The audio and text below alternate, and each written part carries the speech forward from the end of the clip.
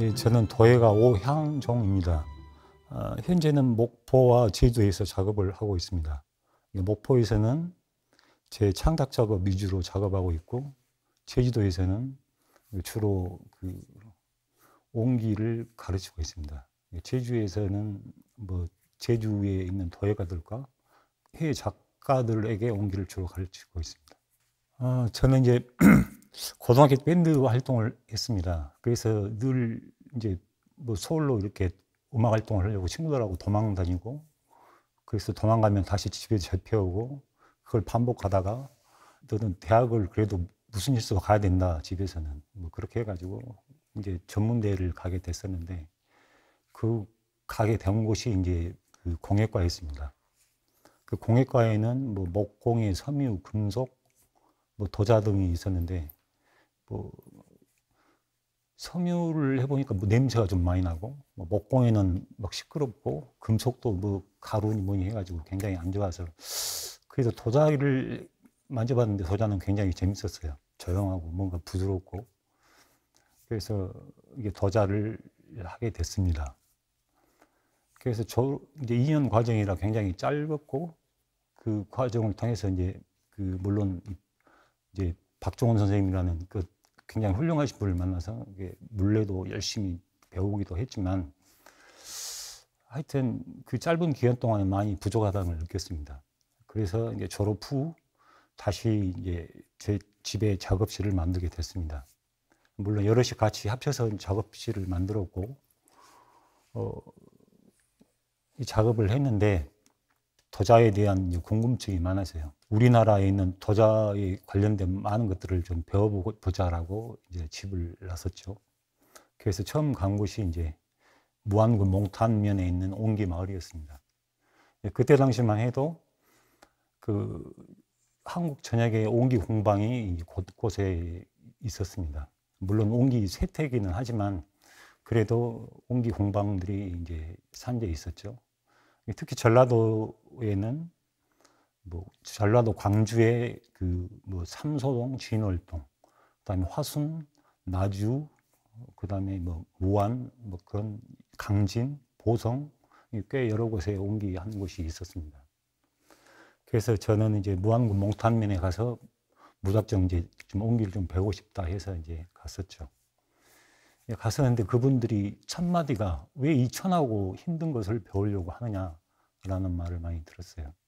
그래서 이제 그때 당시 거기서 한 1년 동안 이제 뒷일 하면서 뭐 하게 됐었는데, 옹기는 배우지 못하고 2명의 장인이 있었거든요. 2명 장인에게 이제 뭐 만드는 것 보고 이렇게 심부름하고 그렇죠. 뭐 예를 들면 가마 불떼기 위해서 저기 뭐 나무를 해온다 할지, 아니면 뭐 가마를 청소한다 할지, 흙을 만든다 할지, 뭐 가마 보수하기 위해서 뭐 벽돌을 찍는다 할지. 그래서 아니면 그 사람들이 만들어 놓으면은 장인들이 만들어 놓으면 옮기는 일을 한다 할지, 뭐 그런 허대된 일을 계속 했었고, 그분들이 이제 만들고 나면 이제 오후 저녁에 조금씩 뭐 만들어 보기도 하고 뭐 그렇게 했었죠. 그러다가 그 동네에 이제 아주 잘하시는 분이 계셨어요. 늘 이렇게 작업을 하면 와서 이렇게 가르쳐 주시고 했었습니다. 지금도 그분 작업하는 거 보면은 거의 뭐 놀라울 정도로, 예를 들면 우리는 그 50cm 된 항아리를 만들려고 하면 학교에서는 뭐 코일링을 이렇게 코일로 싸가지고 약 뭐 하루나 이틀 정도 만드는데, 그분들은 뭐 한 30분?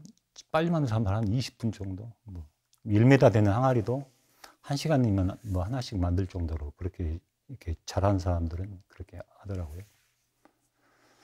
그래서 이제 1년 동안 했었는데, 실은 뭐 허드렛 일 하냐고 결과적으로 뭐 별거 아무것도 못 얻는 거나 마찬가지죠.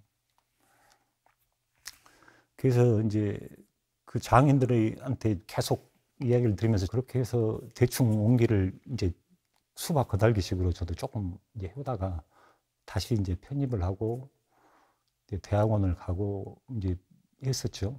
1986년도 정도 됐을 거예요. 대학원 졸업하고 대학원 때 이제 옹기에 대해서 논문을 썼었어요. 논문을 쓰고 다시 서울서 한 2년 정도 생활자기도 좀 하고 했었는데 그 좀 뭔가 좀 답답하더라고요. 그래서 다시 내려가가지고 또 옹기를 다시 시작했죠. 그때 이제 뭐 삼소동에 있는 뭐 옹기, 뭐 김천옥이라는 장인이 계시는데 그래서 그분하고 제 작업실에서 이제 뭐 썰질 배우면서 이제 같이 작업을 했었고, 근데 그 뒤로 그 나주에 계시는 권창래라는 그 옹기 장인이 있었어요. 그분한테 아니 나주를 찾아갔었죠.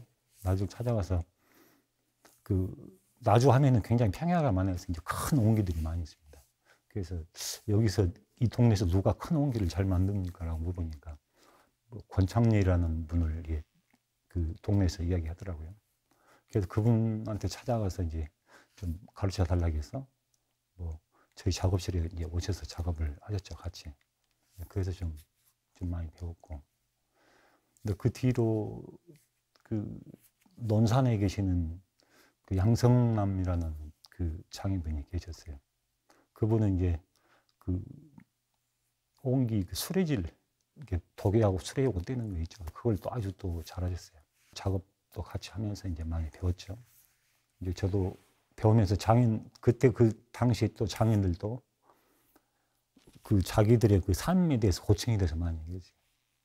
그러니까 이걸 물론 그 사람들도 작업실에 한 새벽부터 나와가지고 이제 했었는데 이게 얼마나 어려운 거냐면 평생을 해도 계속 배운다는 식으로 이렇게 얘기를 하더라고요. 그러니까 우리나라는 옹기가 이렇게 지역에 따라서 이제 공방에 따라서 이제 만드는 그릇이 다릅니다. 예를 들어서 섬 쪽에나 뭐 바닷가에 있는 사람들은 뭐 새우젓독이라든가 뭐 어떤 해산물 같은 그런 담을 수 있는 뭐 그런 것들이 많이 만들거든요. 예를 들면은 뭐 바닷가에 있는 사람들은 그 새우젓독이나 뭐 젓독을 평생 만든 사람도 있어요. 그걸 한두 가지만. 나주 같은 데는 어떤 데는 큰 항아리만 또 평생 잘 만든 사람이 있고, 또 어떤 데서는 뭐 이 조그마한 것만 잘 만든 사람들이 있고, 그렇기 때문에 다 옹기 장인들마다 그 특성이 있어요. 예를 들면 한 집단의 마을에 여러 명이 있어도 아주 실력 있는 사람들도 있고, 뭐 이렇게 다 다르듯이. 근데 만든 것들이 다 다르고, 굉장히 좀 하여튼 공부가 많이 됐어요. 그렇게 해서 옹기를 한 1980년, 90년도부터 본격적으로 해갖고 한 2000년도까지 이제 계속 옹기를 나름대로 이제 계속 여러 장인분들하고 같이 이제 작업도 하고 나름대로 탐구도 하고 뭐 전국 공방 돌아다니면서 이렇게 촬영도 해서 도대체 다른 장인분들은 어떻게 작업하는가도 좀 보고 또 옹기는 뭐 어떤 것들이 있는가 그래서 수집해서 그런 것들을 보고 좀 흉내도 내보기도 하고 박물관도 돌아다니면서 박물관에 있는 뭐 옹기들을 하고 뭐 나름대로 이제 옹기 수집 또는 막 보러 다니고 또 다른 지역들의 뭐 현황 서울 경기부터 제주도까지 뭐 공방들 현황이랄지 또 장인들의 뭐 어떤 기술 그런 것들을 이제 궁금했었죠. 그래서 그런 것들을 나름대로 이제 뭐 공부하고 그렇게 쭉 하면서 이제 한 2001년도에 운이 좋게 옹기 엑스포 쪽에서 이제 초대돼가지고 그때 이천에서 작업을 했었어요. 그때 이제 루디 아디오하고 인연이 돼서 뭐 이광규 선생하고 그때 2001년도에 미국을 투어를 했었어요. 공식적으로는 한 5개 대학, 뭐 뉴팔츠, 뭐 알프레드, 그다음에 롱비치, 그다음에 켄트 때 뭐 하여튼 그런 식으로 해서 5군데를 갔었는데 일리노이 대학까지. 근데 비공식적으로는 이제 뭐 한 8군데, 9군데를 갔었어요. 루디 아디오한테는 1950년대 미국 현대 노예에 대해서 좀 내가 물어보기도 하고 또 그런 근황도 가르쳐줬고 미국의 좀 교수들, 도예가 교수들한테도 많은 얘기도 좀 들어보고 또 굉장히 질문도 많이 받고, 뭐 한 20회 정도 뭐 세미나도 하고, 뭐 컨퍼런스도 하고, 워크숍도 하고 했던 것 같아요, 미국에서. 그러면서 이제 어렴풋이, 아, 미국의 현대도예가 이런 것이구나, 라고. 한국하고는 많이 좀 다른 걸 느꼈었어요. 크게 느낀 것은 이제 미국에는 이제 다양성, 대학에서도 물리, 뭐 조형, 어떤 그 굉장히 좀 회화성 있는 뭐 그런 작업들. 그래서 굉장히 균형 있게 하려고 하는 노력들이 보이고, 작가들도 굉장히 다양하게 작업을 했었고, 우리나라는 조금 거기에 비하면은 현대도예가 그 한국 전통 공예를 바탕으로 하는 현대도예가 많았었죠. 도예에 대해서 세계 전반적으로, 아, 세계 그 현대도의 흐름이라 할지, 뭐 공통 의식, 공통을 추구하는 그 예술이, 아, 뭔가라고 정확히 말할 수는 없지만 속에서 그런 게 느껴졌다고 할 수 있겠죠. 그러면서 이제 나도 빨리 온기를 정리를 하고 얼른 배우고 나서 얼른 나도 내 작업을 해야겠다는 생각을 많이 했었어요. 근데 아무리 온기를 10년을 해도 뭐 안 되고, 또 한 몇 년 더 하면 되겠지 했는데도 역시 안 되고. 왜 안 되냐는 것은 그 온기가 갖고 있는, 내가 온기를 봤을 때는 굉장히 그 아주 세련되고 경쾌하고 힘있고 자연스럽게 그렇게 봤어요. 왜냐면은 그 가장 그 재료가 살아있는 재료. 온기에서는 생기를 쓰거든요. 흙으로 말하면 정제되지 않는 흙을 갖다 그대로 이렇게 최소한의 과정만 거쳐서 쓰죠. 이렇게 자연에 대한 그 자기 그 순수한 그 자기 특질, 흙에 대한 특질이 그대로 살아있는 거죠. 그걸 가지고 그러니까 어마어마한 그 반복적인 그 행위를 통해서 얻어지는 그 정말 자연스러운 행위, 무기의 극치라는 그 노자 그 사상처럼 그러니까 그 행위가 가장 자연스럽게 된다는 거예요. 그러니까 가장 자연스러운 그 여러 가지 과정을 거치지 않는 그 흙과 그 어마어마한 그 인위적인 행동이 계속해서 그 자연적인 행위가 되는 그 행위가 만나지고, 그 다음에 그 행위로 만든 사람이 흙을 순식간에 다루면서 그 얻어지는 그 흙의 생명력이랄지 그런 것들. 그리고 나서 그 사람이 뭐 이게 굽을 깎는 것도 없고, 온기는 문양을 넣는 것도 없고, 또 흙을 뭐 초벌을 하고 재벌하고 그런 것도 없고, 유약을 바른 것도 가능하면은 이제 그 한 번에 끝나서 유약을 바르거든요. 유약 재료도 근처에 있는 산에 있는 뭐 소나무 재랄지 그 간략하게 쓰고, 이 온기가 자연이 온기인지 모를 정도로 그 정도로 그 어떤 자연에서 멀어지지 않는 그런 걸 갖고 있었죠. 말할 수 없는 그런 생명력 그런 게 있었어요. 그래서 저는 이제 공부하면서 그걸 왜 이 맛이 안 날까라고 가장 고민했었습니다. 그래서 결과적으로 이제 끝나고 내가 정리할 수 있는 아까 5가지 정도로 그 우리 거의 1만 년 동안 그 제주도 고산 그 토기에서부터 현재 그 압축된 기술, 그다음에 그 수많은 반복적인 행위를 통해서 얻어지는 뭐 자연스러운 행위, 그 행위가 그 어떤 흙을 순식간에 다룸으로써 흙이 살아있는 어떤 그런 맛들, 그리고 가능하면 자연에서 멀어지지 않으려는 그 재료를 썼던 그 노력들, 그런 것들이 합쳐져서 아마 온기가 있었지 않는가 싶습니다. 그래서 여러 가지 하여튼 가마를 한 10년 짓고 이렇게 하다 보니까 이제는 좀 이제 내 작업을 해야겠다고 했었죠. 그리고 제 작업을 한 게 물론 이제 그 계속 온기만 하는 것은 아니에요. 가끔씩 회의에 나가면은 그때는 이제 뭐 워크숍이니 뭐 컨퍼런스니까 내 작업을 했었죠. 내가 하고 싶은 작업을. 예를 들면 뭐 약간 분청을 한달지, 아니면 뭐 중국에 있을 때는 그냥 코일링으로 말아서 물레 없이 뭐 그걸 해보기도 했었습니다. 그래서 이제 물레로 계속해서 나름대로는 온기가 왜 저렇게 힘이 있고 기운이 있을까라고 이제 생각을 하고, 그럼 저 속에다 더 나를 좀 더 이제 넣어보자 해서 이제 물레도 없게 하면은 내가 더 있지 않을까 해서 이제 물레도 없이 내가 직접 이제 하게 된 계기입니다. 이 작품을 하게 된 계기가. 그래서 이제 옹기를 배웠으니까 나는 옹기를 떠나서 이제 과감히 또 내 나름대로 개척을 해야겠다는 생각을 많이 했었죠. 이제 다 버리고 새로 나를 좀 찾아봐야겠다고 이제 새롭게 시작한 작업이 이제 몇 년 안 됐는데 앞으로는 제가 죽을 때까지 자유롭게 좀 작업을 해보려고 합니다. 우리가 작업할 때는 작업실에서는 그 잘못되면 끼고 다시 뭐 혼자를 전시를 할 수가 있어요. 그러니까 녹화 방송하면 계속 실수하면 할 수 있잖아요.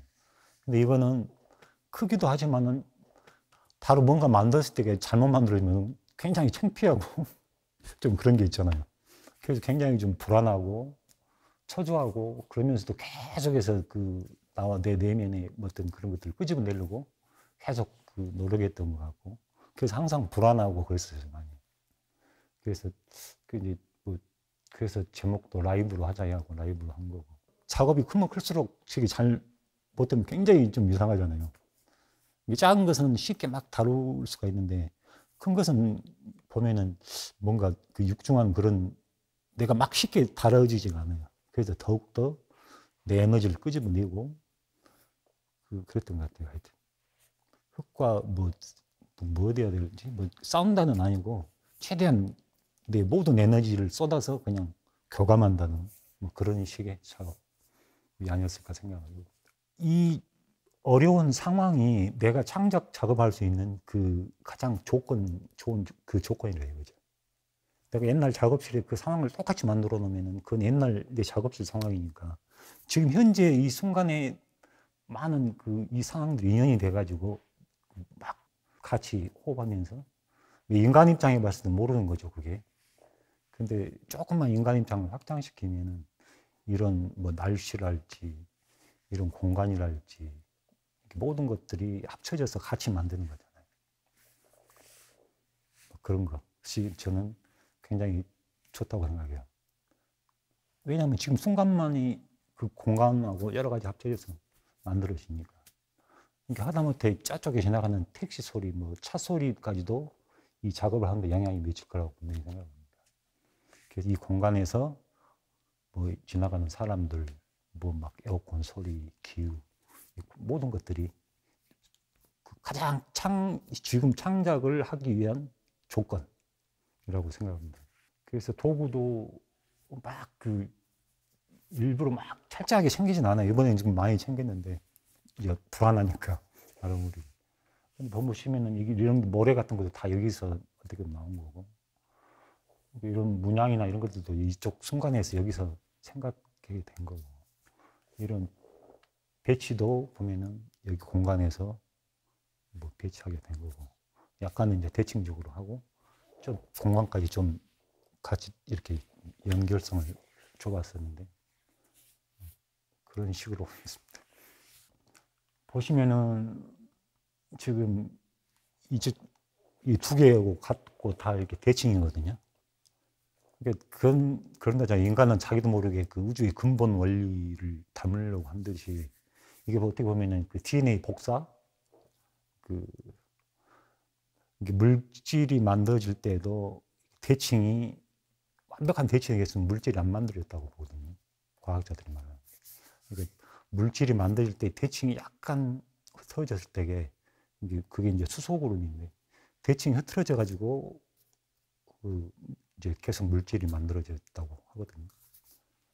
어떻게 보면 이것도 그 하나의 그런 완벽한 대칭은 아니고 약간의 대칭성을 두되 이렇게 돌연변이처럼 이렇게 조금씩 변하는 그런 거라고 볼 수 있습니다. 판장 기법으로 이렇게 판을 만들어서 싸서 이제 수료하고 도개를 이용해서 뭐 하기도 하고, 때로는 그냥 손으로만 하기도 하고, 때로는 도개만 갖기도 하고, 약간 좀 변화를 줘보려고